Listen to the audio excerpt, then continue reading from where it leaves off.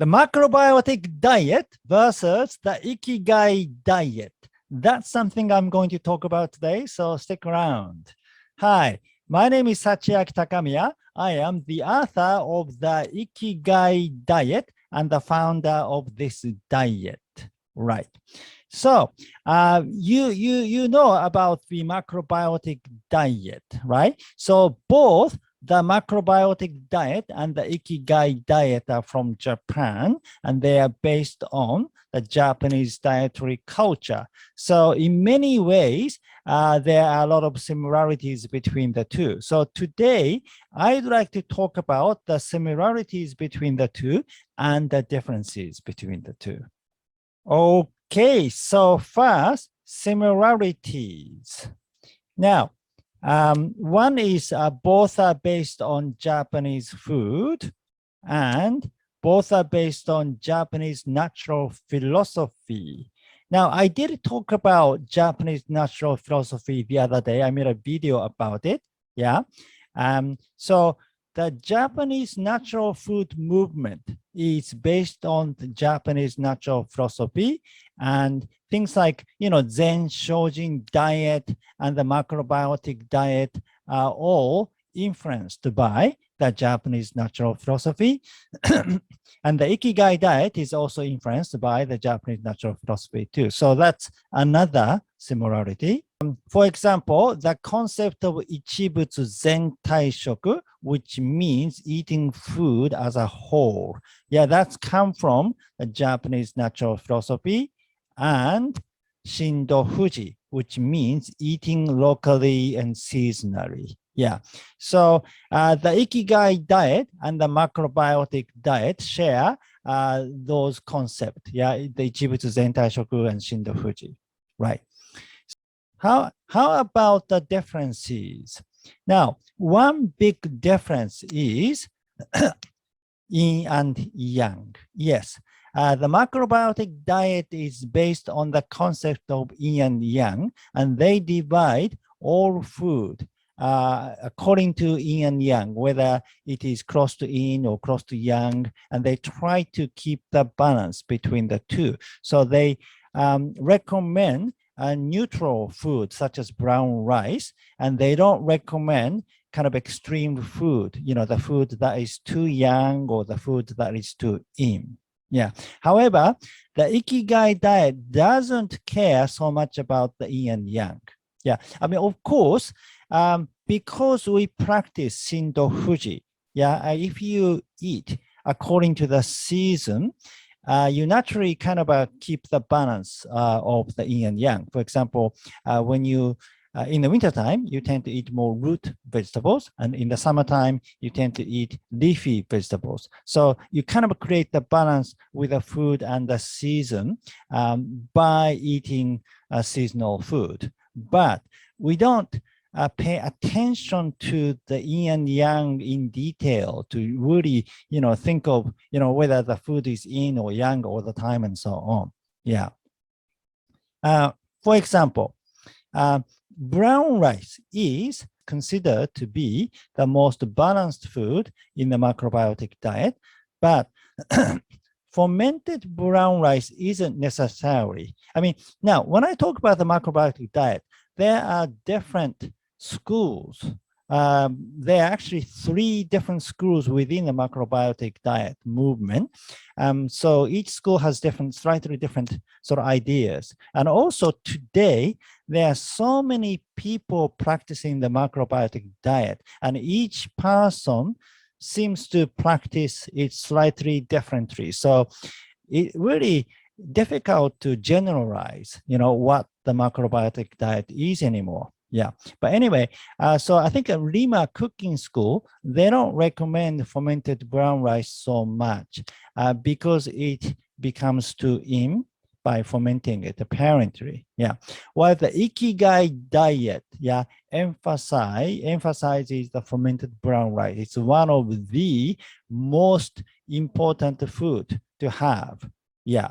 Yeah, actually, the fermented brown rice and natto are the 2 key dishes that we recommend in the Ikigai diet. Yeah. So natto is another thing. And in the macrobiotic diet too, I mean, they do eat natto, but it's not stressed so much compared to the Ikigai diet. Fermented food in general, I mean, they do include fermented food, but it isn't as stressed as it is in the Ikigai diet. Yeah. And another difference is macrobiotics is more strict, almost vegan.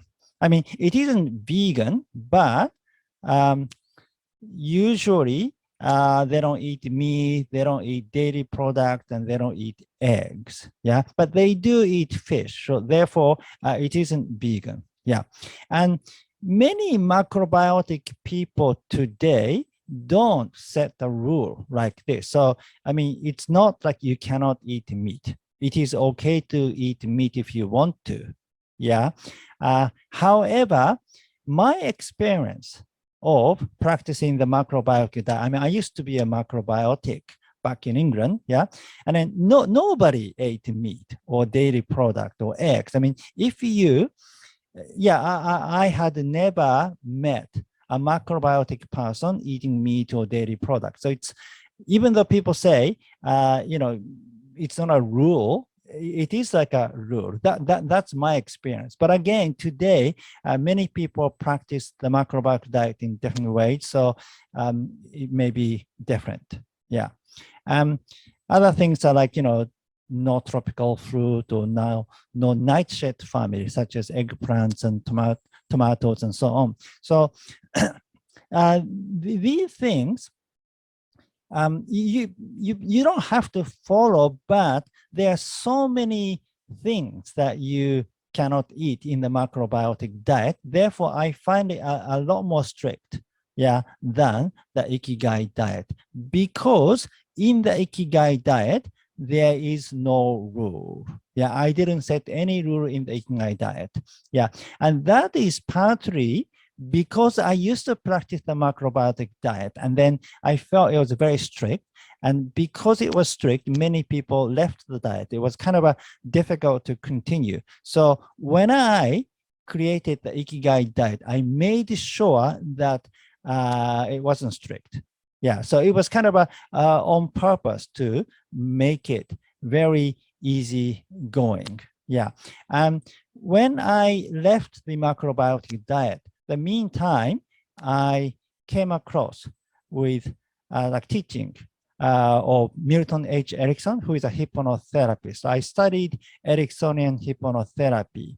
And one thing interesting in the Ericksonian approach is they valued something called a polarity response. So meaning when you think of human psychology, if you make a rule or if you tell people you shouldn't do this, yeah, many people want to resist that idea. We have a kind of a resistance in our psychology.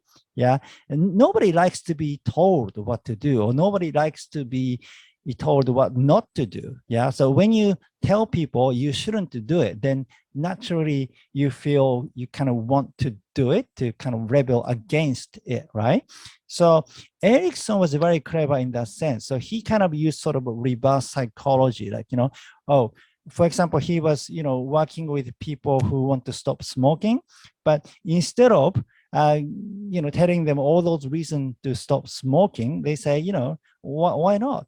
I mean, you can smoke. I mean, maybe it's better for you to smoke. And then what happened was they stopped smoking because they didn't want to do what they were told to do. Right. So that's the human psychology. So when I created the Ikigai diet, I kind of I thought of a way to make it easier for many people to follow. So one thing was not having any rule. Yeah. And then psychologically, it made people feel free to do what they want to do. And then they chose the healthier alternative. Right. And in fact, we have a system called Hare and Ke, which Hare means celebrations and Ke means usual. So during the Ke time, you can be a little more strict. You can kind of a discipline yourself, but during the hare period, you can relax. You can kind of make exceptions. So in my case, I made the weekend to be hare and the weekdays to be kei. So during the week, I try to practice the plant-based diet as much as possible, but on the weekend, I allow myself to eat animal products, including meat. Yeah. So this way, it made the diet so much easier to practice. So something like this, I don't think macrobiotic diet has this kind of system. So that is one big difference between the Ikigai diet and the macrobiotic diet. And also, the Ikigai diet is based on the diet of the Japanese Blue Zones and the Centenarians. Yeah. So this is the map made by Dr. Shoji Kondo, who discovered many long-lived villages in Japan. And also recently, Nagano Prefecture, Shiga Prefecture, and Okinawa prefectures are known to be Japanese Blue Zones. So I modeled those areas and those centenarians. Yeah. And so, but the macrobiotic diet is based on the philosophy of, yin and yang and so on. So the philosophy is first, yeah, and then based on that philosophy, the diet was created. While the Ikigai diet basically modeled the actual diet that people are practicing. Yeah, there wasn't any philosophical concept, but just people are eating regular, Japanese, diet, and then they just ended up living long. And so it's more like the actual dietary culture. So in many ways, the Ikigai diet is closer to regular washoku, the Japanese food, while the macrobiotic has this yin and yang base. Yeah. Also, we modeled Shizenha people, young naturalists living in the countryside. And so that they are just like a future centenarians. Yeah, but another unique things about Shizenha people are that they like to question. Yeah, for example, the diet of centenarians is very old. So if they find some problem, they want to change it. Yeah, or even the Japanese natural philosophy, if the teaching is too old, yeah, they are willing to change it. So they're much more open-minded and easygoing and flexible. Yeah, so they even value science too. Yeah, while the Japanese natural philosophy tended to they tend to not value modern science so much, but the young naturalists, they value both the traditional approach and the science. Yeah, therefore, the Ikigai diet is based on modern scientific discoveries too, such as autophagy, which is a cellular recycling system, and also findings by Dr. David Sinclair about longevity gene called sirtuin and how things like intermittent fasting or HIIT are effective, yeah, to activate the longevity gene, yeah, which helps like expanding your lifespan and so on. So the Ikigai diet practices intermittent fasting, yeah, that's one of a big part of the diet. But I don't think the macrobiotic diet necessarily practices intermittent fasting. We also value nutritional balance based on modern nutritional studies. Yeah.